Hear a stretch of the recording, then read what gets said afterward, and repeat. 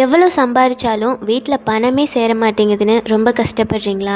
இந்த பிரம்ம முகூர்த்த நேரத்தை பயன்படுத்தி நான் சொல்கிற வழிமுறைகள்லாம் பின்பற்றி பாருங்கள். அப்புறம் கோடீஸ்வரர் ஆகிற யோகம் கூட உங்களை தேடி வரும். ஓகே ஃப்ரெண்ட்ஸ், அது என்னென்னு பார்க்குறதுக்கு முன்னாடி நம்ம சேனலுக்கு நீங்கள் புதுசுனா நம்ம சேனலை சப்ஸ்கிரைப் பண்ணி வச்சுக்கோங்க. அப்போ தான் நான் போடுற யூஸ்ஃபுல்லான வீடியோஸ் உங்களுக்கு உடனே வந்து சேரும். நீங்கள் நினைத்த காரியங்கள் அனைத்தும் நிறைவேறி கோடீஸ்வரர் ஆவதற்கு பிரம்ம முகூர்த்த நேரத்தில் விளக்கேற்றுவது எப்படி என்பதை இந்த வீடியோவில் பார்க்கலாம். நாம் எவ்வளவு கஷ்டத்தில் இருந்தாலும், எவ்வளவு துர்பாக்கியசாலியாக இருந்தாலும், பிரம்ம முகூர்த்தம் என்று சொல்லப்படும் காலை 3:30 மணி முதல் 6 மணி வரை உள்ள நேரத்தில் விளக்கேற்றி இறைவனை வழிபடுவதால் நம்முடைய அனைத்து வகையான கஷ்டங்களும் நீங்கி சகல சௌபாகியமும் கிடைக்கும் என்பது ஐதீகம். இந்த அதிகாலை நேரத்தில் தேவர்களும் பித்ருக்களும் பூமிக்கு வருவதாக சாஸ்திரத்தில் கூறப்பட்டுள்ளது. இந்த நேரத்தில் எழுந்து வாசலில் தண்ணீர் தெளித்து கோலமிட்டு குளித்து இறைவனை வழிபடுவது நமக்கு மிகப்பெரிய நன்மையை தரும். பிரம்ம முகூர்த்த நேரம் என்பது இரவின் கடைசி மணி நேரமாகும். அதாவது காலை 2 மணி முதல் 6 மணி வரை ஆகும். இந்த நேரம் சூரிய உதயத்தை பொறுத்து மாறுபடும். இது வழக்கமாக சூரிய உதயத்துக்கு சுமார் 1 மணி நேரம் 36 நிமிடங்கள் முன்பு தோராயமாக அதிகாலை 3:30 மணி முதல் அதிகாலை 5 மணி வரை தொடங்குகிறது. பிரம்ம முகூர்த்த நேரத்துக்கு திதி, வாரா, நட்சத்திர யோகா, தோஷங்கள் கிடையாது என்பது ஐதீகம். இந்த பிரம்ம முகூர்த்த நேரம் எப்பொழுதுமே சுப வேளைதான். சிவபெருமானை பிரம்மதேவன் இந்த நேரத்தில்தான் வழிபட்டதாகவும் அதன் வாயிலாக பல்வேறு பலன்களை பெற்றதாகவும் கூறப்படுகிறது. அதனாலேயே இதற்கு பிரம்ம முகூர்த்த நேரம் என்று அழைக்கப்படும். இந்த அதிகாலை நேரத்தில் நீரில் பிரான் சக்தி இருப்பதாகவும் நம்பப்படுகிறது. நாம் பிரம்ம முகூர்த்த நேரத்தில் குளிக்கும்போது உடல் பிரான் சக்தியை உறிஞ்சி உங்கள் வாழ்க்கையில் நேர்மறை ஆற்றலை நிரப்புகிறது என்று சொன்னால் மிகையாகாது. விளக்கேற்றும் முறைகள்.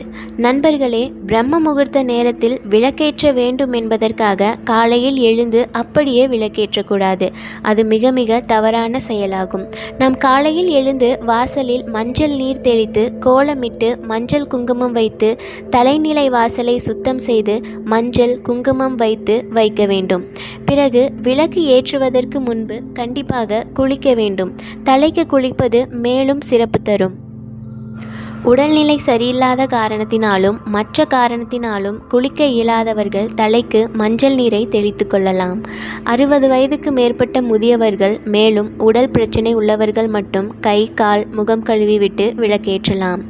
அதிகாலை எழுந்து சுத்தம் செய்து குளித்து தூய உடைகளை அணிந்து இறைவனுக்கு நெய் விளக்கு ஏற்றி வழிபட வேண்டும். காயத்ரி மந்திரம் சொல்வது அதன் சக்தியையும் பலனையும் இரட்டிப்பாக அதிகரிக்கும் என்று நம்பப்படுகிறது. பிரம்ம முகூர்த்த நேரத்தில் நாம் பிரம்ம காயத்ரி மந்திரத்தை 108 முறை கூறி வழிபட்டு வந்தால் வாழ்க்கையில் மாற்றம் ஏற்படுவதை கண்கூட காணலாம். பிரம்ம காயத்ரி மந்திரம் மிகவும் சிறப்பு வாய்ந்தது என்று கூறப்பட்டாலும் ஓம் நமச்சிவாய மந்திரங்களையும் சிவன், விஷ்ணு அல்லது துர்க்கை போன்ற தெய்வங்களை வணங்கும் மந்திரங்களையும் பக்தியுடன் கூறலாம்.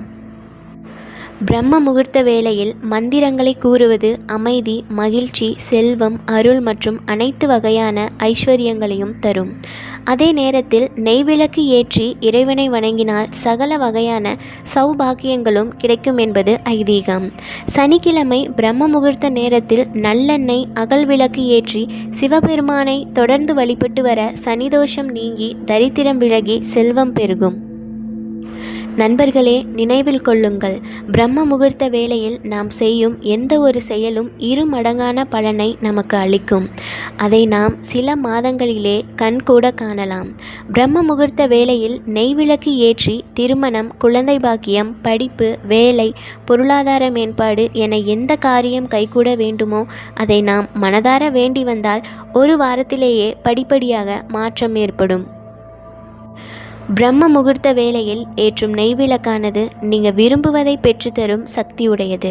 பிரம்ம முகூர்த்த வேளையில் விளக்கு ஏற்றும் போது அதில் 1 குண்டுமணி அளவு தங்கம் அல்லது வெள்ளி நாணயம் மற்றும் 1 ரூபாய் காசு போட்டு விளக்கேற்றினால் உங்கள் வீட்டில் செல்வம் அல்ல குறையாமல் சேர்ந்து கொண்டே இருக்கும் என்பது ஐதீகம்.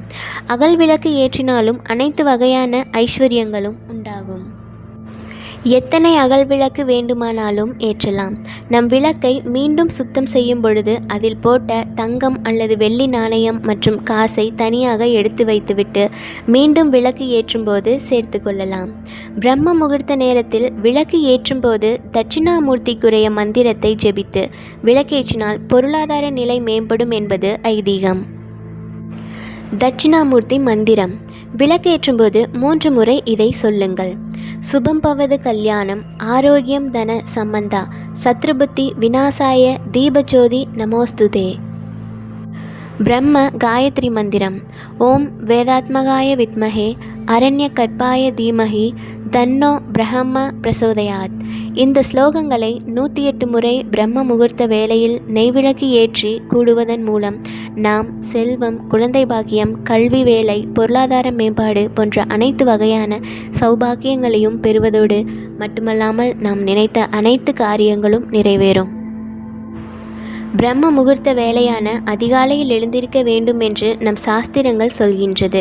உஷத் என்ற பெண் தேவதையை பற்றி நமது வேதமான ரிக்வேதத்தில் சொல்லப்பட்டுள்ளது. அதாவது உஷத் என்ற பெண் தேவதை தோன்றிய பின்னரே சூரியன் உதயமாகுமாம். அதனாலேயே விடியற்காலை உஷத் காலம் என்று அழைக்கப்படுகிறது.